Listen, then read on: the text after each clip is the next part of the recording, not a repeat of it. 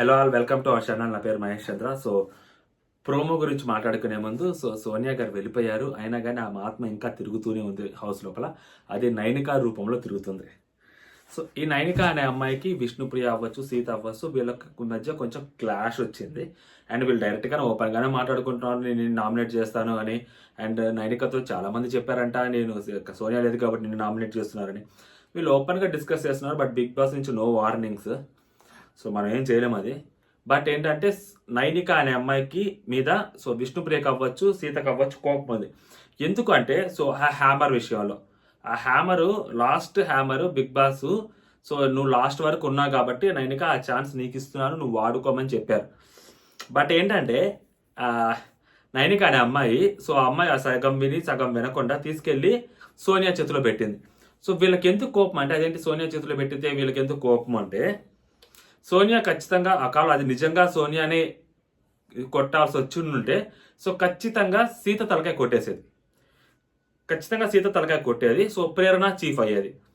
అది వీళ్ళకి తెలుసు అనమాట. ఎందుకంటే సోనియాకి సీతకి పడట్లేదని సోనియా ఆల్రెడీ బయటకు వచ్చినప్పుడు ఇంతక నిన్న కూడా అదే చెప్పింది. అండ్ ప్రేరణ నాతో ఈ వీక్ కొంచెం బాగానే ఉంది సార్ అని చెప్పి కూడా చెప్పింది.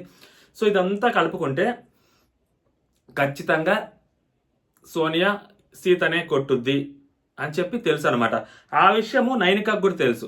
అందుకనే అంటే నైనికకు కూడా తెలుసు అని సీత వాళ్ళ అభిప్రాయం. ఎందుకంటే సీత నైనిక అది కొట్టేసి ఆల్రెడీ నువ్వు చీఫ్ అయిపోయావు కదా, మళ్ళీ నేను ఇంకోసారి చీఫ్ చేయలేను, ఆల్రెడీ యష్మికు ఇదే మాట చెప్పానని చెప్పేసరికి ఆ కోపం మీ అమ్మాయి మనసులో ఉండిపోయి అందుకని చెప్పి తీసుకెళ్లి సోనియాకి ఇస్తే సరిగ్గా ఏం చెప్పాడు బిగ్ బాస్ అనేది కూడా వినకుండా సోనియా చేతిలో పెట్టింది తీసుకెళ్లి. అంటే అంత కోపం ఉంది సీత మీద ఆ క్షణంలో. అందుకని విష్ణుప్రియ లేస్తే నువ్వు ఏదో పెద్ద నేను మెచ్యూర్డ్ అనుకున్నాను బట్ యువర్ ఎ కిడ్ అని అంత స్పెసిఫై చేసి మాట్లాడడానికి నువ్వు ఆ క్షణాన్ని ఈ అమ్మాయి చేసిన పని నువ్వు చాలా సీరియస్గా తీసుకొని దానికి ఒక కక్షలాగా తీసుకొని వెంటనే తీసుకెళ్లి సోనియా చేతిలో పెట్టాలని అనుకున్నావు అని చెప్పనమాట. అందుకని అప్పటి నుంచే వీళ్ళ ముగ్గురికి కొంచెం క్లాష్ వచ్చింది. బట్ ఆ అమ్మాయి తిరిగి ఈ అమ్మాయి క్లాన్లోకి రావటము ఇవన్నీ కొంచెం. బట్ ఈ రోజు ఓపెన్ అప్ అయిపోతారనమాట. ఈ ప్రోమో చెప్పడానికి ముందు ఇది చెప్తుంది ఏంటంటే, నైనిక మరో సోనియా చాలా చిరాకు పుట్టించేస్తుంది నైనిక హౌస్ లోపల. చాలా అంటే చాలా చిరాకు పుట్టిస్తుంది. డబల్ గేములు కూడా కాదు, it's a kind of worst game ఆడుతుంది నైనిక. ఫస్ట్లో ఏదైతే మెచ్యూర్డ్ అని అనుకున్నామో నైనిక అని, but she's not a matured completely. అది విష్ణుప్రియకి కంప్లీట్గా ఎక్స్పోజ్ చేయడం చేత కాలేదు. అండ్ విష్ణుప్రియకి చాలా హార్ష్గా మాట్లాడడం చేత కాలేదు కాబట్టి ఆమె గేమ్ను ఎక్స్పోజ్ చేయకుండా నువ్వు నార్మల్గా చెప్పింది. బట్ ఎక్స్పోజ్ చేయొచ్చు అనుకుంటే ఇప్పుడు నేను ఏదో చెప్పాను అలా విధంగా కూడా ఎక్స్పోజ్ చేయొచ్చు. ఓకే, టార్గెట్ నైనిక, జనాలందరూ టార్గెట్. అండ్ మణికంఠ. మణికంఠ గురించి మాట్లాడుకునే ముందు, మణికంఠ స్మార్ట్ మూవ్స్ వేయకపోవచ్చు, కొన్ని డంబ్ మూవ్స్ కూడా మణికంఠ వేసి ఉండొచ్చు. But Manikanta is very much calculative. ఏం జరుగుతుంది అనేది మణికంఠకి తెలుసు అనమాట. అండ్ మణికంఠ ఫస్ట్ తను సేఫ్లో పెట్టుకుంటాడు. దాని తర్వాత రిస్క్లో ఎవరున్నారో అని చూసుకొని వాళ్ళని నామినేట్ చేస్తారు లిస్ట్లో. మణికంఠ నిన్న అంతసేపు నైట్ జైల్లో కూర్చున్నప్పుడు నైనికాతో మాట్లాడాడు, అన్నీ చేశాడు, అన్నీ చెప్పుకున్నాడు. బట్ నైనికాని నామినేట్ చేయడానికి కారణం ఏంటంటే జనాలందరూ అనుకోవచ్చు అదేంటి అమ్మాయితో మంచిగా మాట్లాడి ఇప్పుడు అమ్మాయికి నామినేట్ చేస్తున్నాడు, అదే కదా వాళ్ళందరూ చెప్తుంది, యష్మి అవ్వచ్చు, సోనియా అవ్వచ్చు, విష్ణు అదే కదా చెప్తుంది. అంటే గేమ్ తనకంటే లిస్టులో ఎవరున్నారో తీసుకొచ్చి ఒక నామినేషన్లో పెడితే మేబీ తను సేవ్ అవ్వచ్చు అనే ఒక ఆలోచన, ఒక క్యాలిక్యులేషన్. డైరెక్ట్గా తీసుకెళ్లి డేంజర్ జోన్లో పెట్టారు నిన్న. మణికంఠ వాళ్ళంతా వణికింది. ఆ వణికినప్పుడు మణికంఠ ఏం చేయాలి, చాలా జాగ్రత్తగా గేమ్ ఆడాలి. లాస్ట్ సీజన్లో తేజ సందీప్ మాస్టర్ని నామినేట్ చేశాడు. పోనీ తేజ టూ మచ్ స్మార్టా అంటే కాదు, but very much calculator Teja. ఎవరి నామినేషన్లో పెడితే మనం సేవ్ అవుతాము అనేది తేజకు బాగా తెలుసు. అప్పుడు దాన్ని పొగిడినప్పుడు ఇప్పుడు మణికంఠని మనం చూసావా వెన్ను పొడిపొడిచాడు, అది చేశారంటే కరెక్ట్ కాదు కదా. మణికంఠ అనే వ్యక్తి క్యాలిక్యులేటెడ్గా ఉంటాడని నా ఒపీనియన్. స్మార్ట్ అయితే అంత కాదు, బట్ టూ మచ్ స్మార్ట్ అయితే కాదు. కొన్ని డంబ్ మూవ్స్ కూడా ఉంటాయి.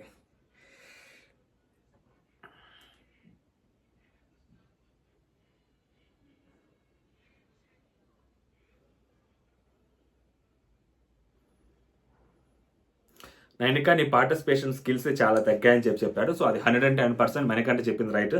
మణికంఠ ఎవరైనా నామినేట్ చేయడానికి వెళ్ళినప్పుడు కొన్ని కరెక్ట్ పాయింట్స్ కొన్ని ఉంటాయన్నమాట. ఇలాగ డైరెక్ట్ వాళ్ళ గేమ్ గురించి మాట్లాడాడు అంటే మణికంఠ ఖచ్చితంగా 100% కరెక్టే ఉంటుంది. నీ పార్టిసిపేషన్ స్కిల్స్ తగ్గాయి అంటే నువ్వు చూడట్లేదు. సోనియా చెప్పే కదా, సోనియా ఆకుల ఆత్మ ఈమెలో ఉందని చెప్పి. సో అదే అనమాట, నువ్వు చూడట్లేదు.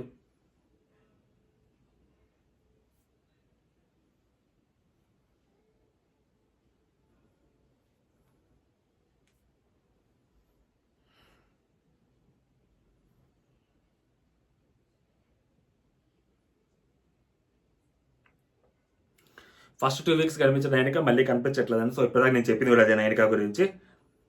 ఇక్కడ సీత వర్సెస్ మణికంఠ. సో సీత ఏం మాట్లాడుతుందంటే, నువ్వు ఆల్రెడీ నేనే సాక్రిఫైస్ చేస్తాను, వాళ్ళు సాక్రిఫైస్ చేయమంటే చేస్తావా అంటే, ఇప్పుడు నేను గేమ్ కోసం వెళ్ళిపోమంటే వెళ్ళిపోతావా అని అంటే, నేను అలా అనలేదు, ఆ వర్షన్లో అనలేదు అని చెప్పి మనవాడు చెప్తుంటాడు. అదేంటిది అంటే, ఈ అమ్మాయి అంటే శాంటిటీ వచ్చింది అనమాట. నాకు సార్ ఎప్పుడైతే ఆ వీడియో చూపెట్టారో, ఆ వీడియో చూపెట్టేసరికి ఈ అమ్మాయి కొంచెం ధైర్యం వచ్చింది మాట్లాడడానికి. నువ్వు అక్కడ క్లియర్గా చెప్పావు కదా, సో ముందులో సాక్రిఫైస్ చేస్తా అని చెప్పావు, తర్వాత రోజు వచ్చేసరికి మా దగ్గర సాక్రిఫైస్ చేయనని చెప్పావు. సో ఎందుకు ఈ డబ్బల్ మాటలు? సో అది నేను చెప్తున్న మాట కాదు, సో మీ క్లాన్ వాళ్ళు చెప్తున్న మాట అది అని చెప్పి అమ్మాయి చెప్పుద్ది అనమాట. సో మణికంఠ ఈ విధంగా టార్గెట్ అయిపోయాడు అందరికి. లాక్ మణికంఠ ఈ వీక్.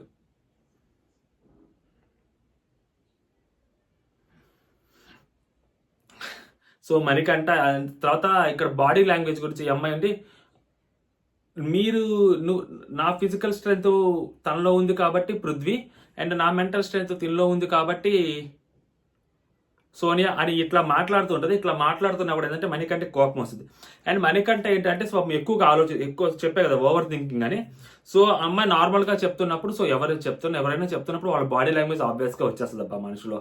సో ఇప్పుడు మనం చిరంజీవి గారి గురించి మాట్లాడేటప్పుడు ఇమిటేట్ చేయాలనుకున్నప్పుడు ఇట్లా మాట్లాడతాం కదా. సో తను చెప్పిన డైలాగ్ వర్షన్ తిరిగి చెప్పాలనుకున్నప్పుడు సో ఆ విధంగా మేబీ బై డిఫాల్ట్ వచ్చిండొచ్చు, మరీ అంతగా కూడా రాలేదు, జస్ట్ నార్మల్గా అమ్మాయి ఇట్లా అనింది.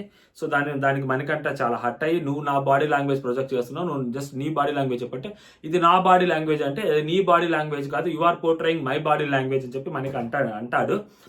బట్ అది తన బాడీ లాంగ్వేజా కాదా అని పక్కన పెడితే, సో మణికంఠ పాయింట్ ఏదైతే ఉందో సో దాన్ని పట్టుకొని ఉంటే బాగుంటుంది. ఎందుకు అనవసరంగా బాడీ లాంగ్వేజ్?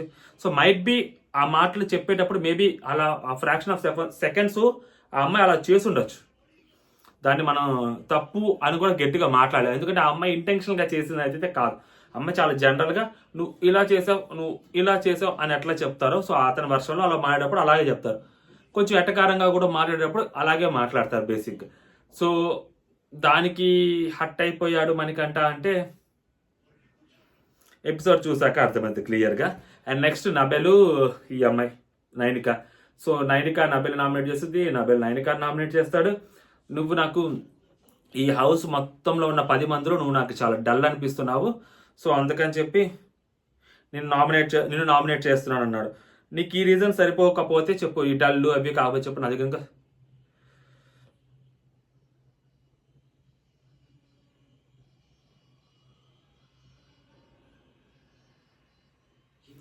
కాకపోతే చెప్పు, నేను ఇంకా నీకు ఇంకా మంచి పాయింట్లు చెప్తా అని నబెల్ అంటాడు అనమాట. సో నబెల్ యాటిట్యూడ్ కూడా సేమ్ కంటిన్యూ అవుతుంది, అది చూపెడుతున్నాడు. సో తనకు అదే ప్లస్ పాయింట్ కాబట్టి సో అదే చూపెడుతున్నాడు.